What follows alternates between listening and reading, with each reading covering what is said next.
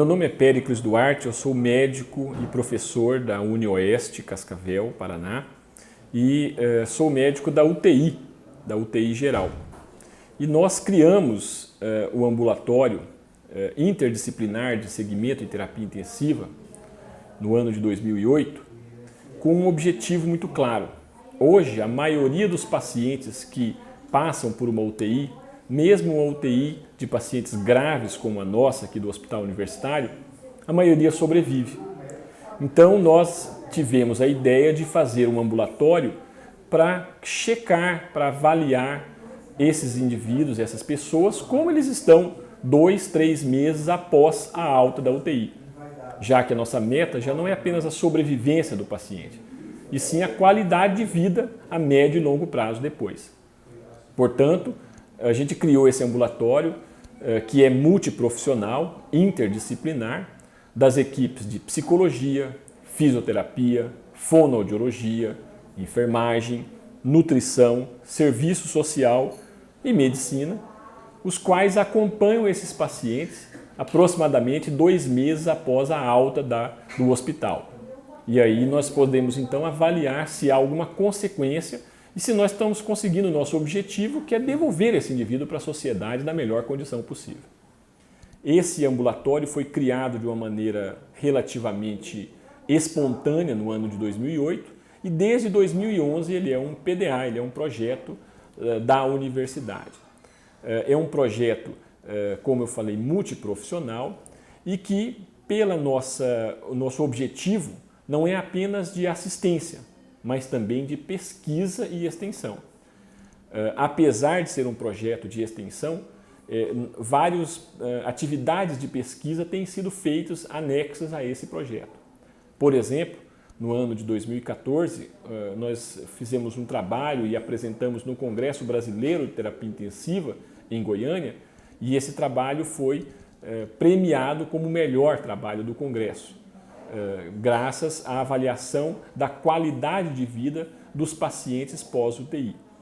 E nós percebemos que nós somos o único hospital do Brasil que temos um ambulatório consistente de avaliação pós-UTI em pacientes adultos.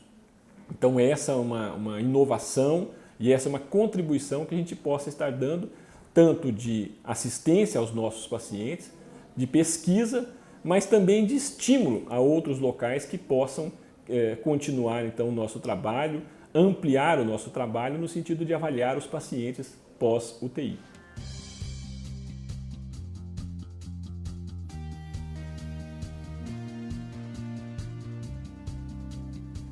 Como funciona o ambulatório pós-UTI?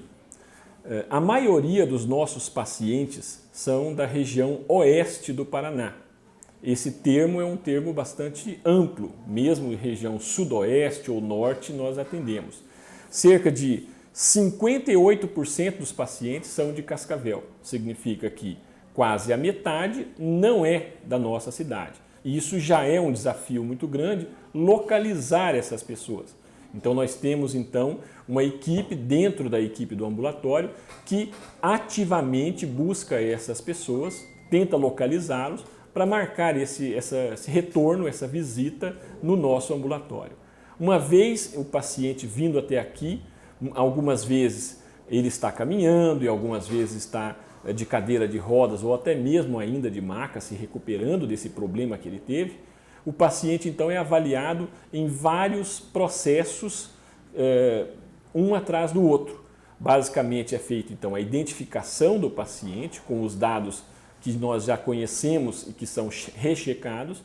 A equipe da psicologia faz um questionário a esse paciente sobre a situação psicológica atual e doenças que ele possa ter adquirido recentemente no pós-UTI. A equipe da fonoaudiologia e da nutrição aplicam também questionários e avaliações antropométricas para saber como que está o estado nutricional e o estado de alimentação atual dessa pessoa, se ele está conseguindo se alimentar ou se ele está precisando de usar sondas no nariz ou mesmo sondas gástricas, jejunostomias para alimentação. Depois, a fisioterapia também aplica uma série de entrevistas e avaliações tanto clínicas quanto avaliações laboratoriais, para verificar se há comprometimentos respiratórios e ou motores desse paciente, como que está a força muscular, como que está a capacidade respiratória, como que está a capacidade desse indivíduo de ter ou não falta de ar como consequência da permanência na UTI. A avaliação do serviço social também é realizada, e essa avaliação pelas assistentes sociais basicamente é uma avaliação de questionário sobre a situação dessa família, a situação econômica, a situação social, a situação financeira e principalmente o impacto que a doença e a internação prolongada provocaram nessa pessoa e nessa família.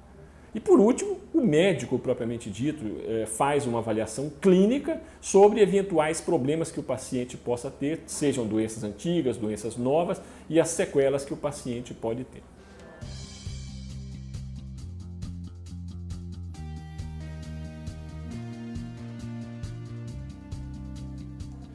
Desde o início desse ambulatório, cerca de 950 pacientes de mais de 27 cidades diferentes da região oeste e de todo o Paraná foram atendidos nesse ambulatório. Todos os pacientes pós-UTI de adultos. Na UTI, a causa mais comum de internamento foi por trauma. Há muitos pacientes com trauma, cerca de 1/3 dos pacientes.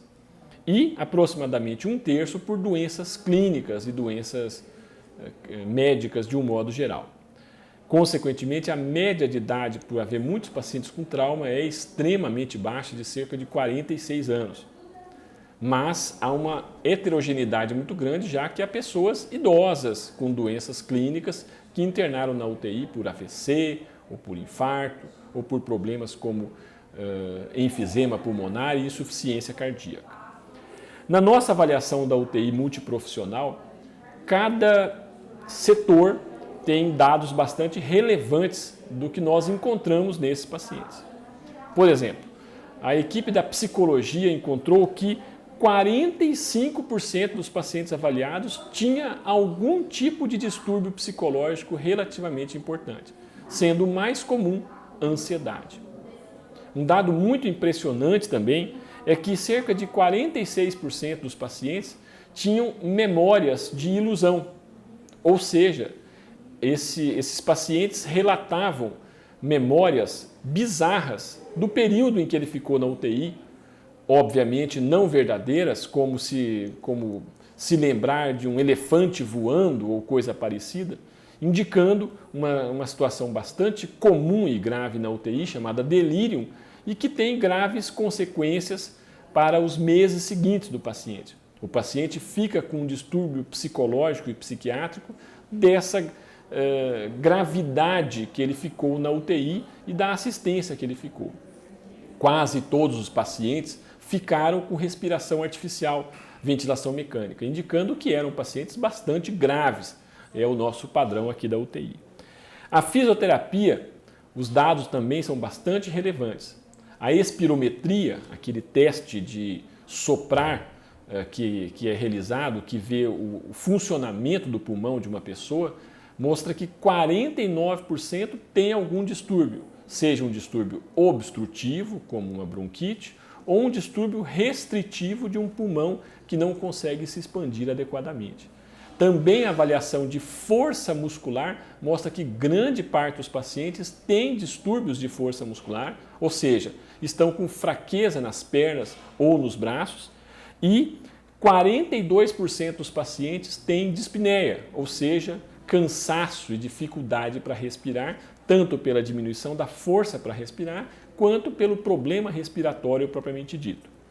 Do ponto de vista nutricional e fonoaudiológico, por outro lado, costuma haver um impacto um pouco mais temporário. Normalmente os pacientes ficam durante algumas semanas com algum problema de alimentação e depois de algumas semanas ele volta à sua capacidade de alimentação. Então, no nosso no nosso ambulatório, 94% dos pacientes já conseguiram readquirir a capacidade de se alimentar pela boca, ao contrário dos pacientes graves propriamente dito. Do ponto de vista de serviço social, a análise das assistentes sociais é bastante clara pela nossa população, são pessoas de uma classe socioeconômica bastante baixa. Então, o impacto econômico, o impacto social que a doença provocou nessas pessoas costuma ser devastadora. Grande parte tem problemas econômicos importantes. Aproximadamente 53% dos pacientes, quando vêm para o ambulatório, estão necessitando de algum tipo de ajuda governamental para a situação econômica da sua família. Há um impacto financeiro bastante importante naquele momento. E, por último, um questionário global que nós fazemos chamado Avaliação de Qualidade de Vida, por motivos óbvios, mostra um grande impacto na qualidade de vida. Então, esse ambulatório nos ajuda, portanto, a perceber que nós estamos fazendo muito bem para essas pessoas na UTI, no hospital, estamos ajudando elas a vencer uma doença muito grave, mas temos mais o que fazer. Nós temos que continuar esse trabalho no pós-UTI, porque há complicações, há sequelas e há todo um escopo de problemas que nós vamos ter que ajudá-los a lidar com esses problemas.